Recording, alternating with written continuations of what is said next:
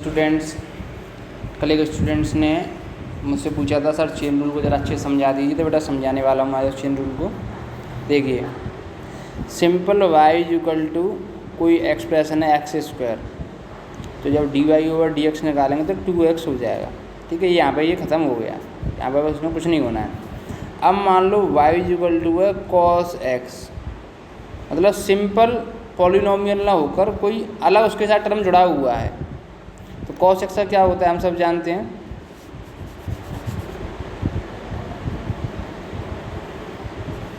y equal to cos x,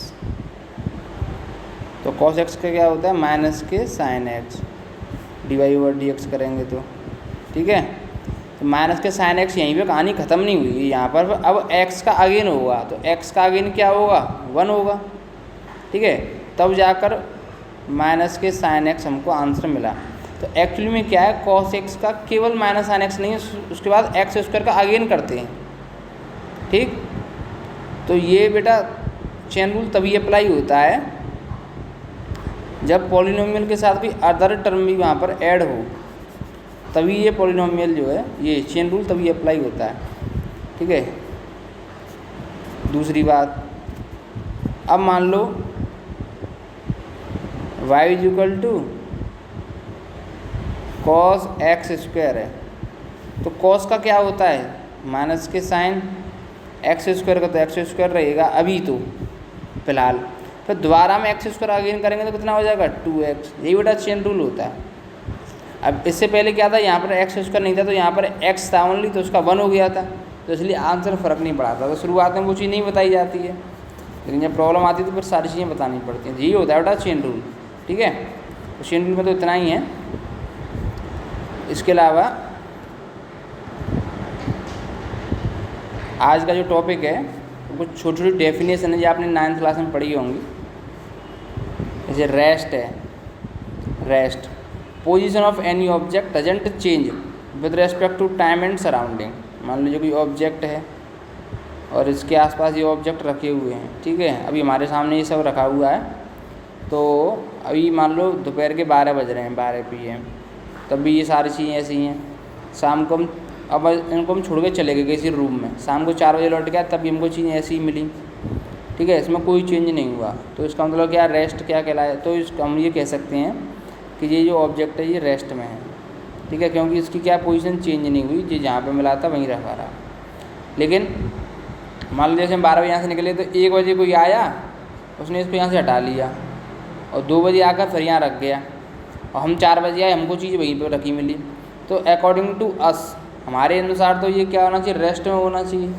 लेकिन actual में इसने मोशन किया, जब इसने मोशन किया होगा तो इसकी पोजीशन चेंज हुई होगी इनके सराउंडिंग ऑब्जेक्ट के रेस्पेक्ट में, तो हम इसको रेस्ट नहीं कह सकते। रेस्ट का मतलब ये है कि सराउंडिंग ऑब्जेक्ट के रेस्पेक्ट में ही पोजीशन चेंज नहीं हुई।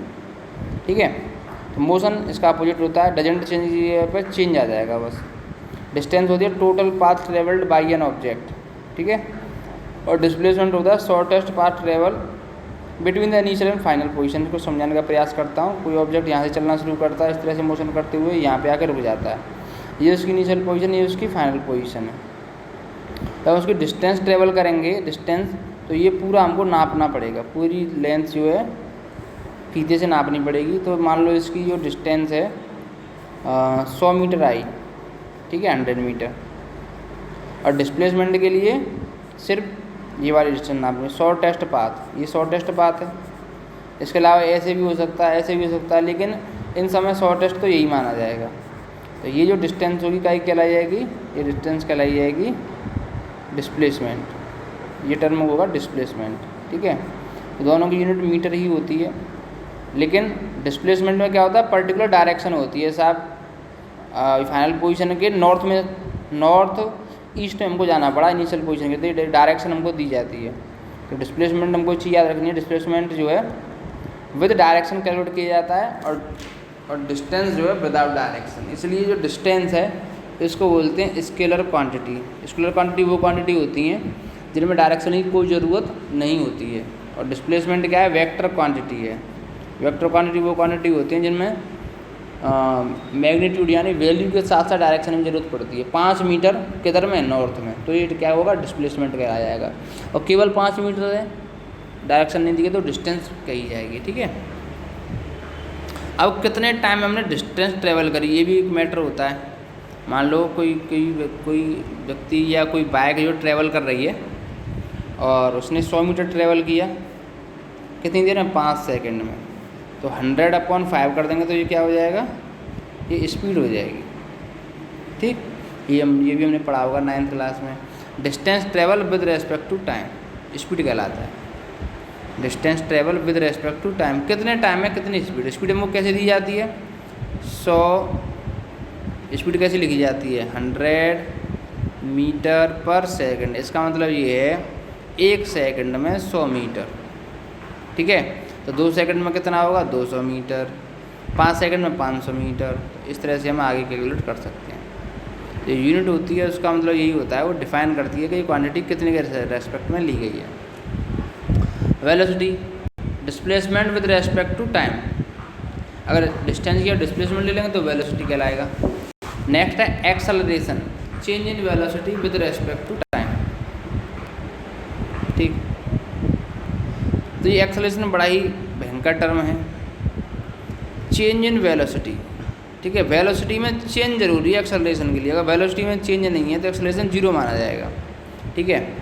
एक्सेलरेशन किसी बॉडी का 0 है, मतलब ए से डिनोट करते हैं इसको, ये मान लो 0 है, तो इसका मतलब ये नहीं है कि ऑब्जेक्ट मूव नहीं कर रहा है, ऑब्जेक्ट फिर भी मूव कर रहा है, लेकिन इस समय उसकी स्पीड कैसी है, फिक्स स्पीड है, कांस्टेंट स्पीड है, उसकी स्पीड में कोई चेंज नहीं हो रहा, वेलोसिटी में कोई चेंज नहीं हो रहा। जैसे मान लीजिए कोई बाइक है, वो घर से चली 50 किलोमीटर पर आवर की स्पीड से, और उसे फरे से चली वो मथुरा तक। मथुरा भी कितना है, मथुरा पहुंची तो वहाँ भी उसकी स्पीड कितनी थी, 50 किलोमीटर पर आवर, मतलब पूरे टाइम उसकी स्पीड 50 रही। तो एक्सेलरेशन क्या हो जाएगा, यहाँ पर 0 हो जाएगा, क्योंकि उसकी वेलोसिटी में कोई चेंज नहीं हुआ।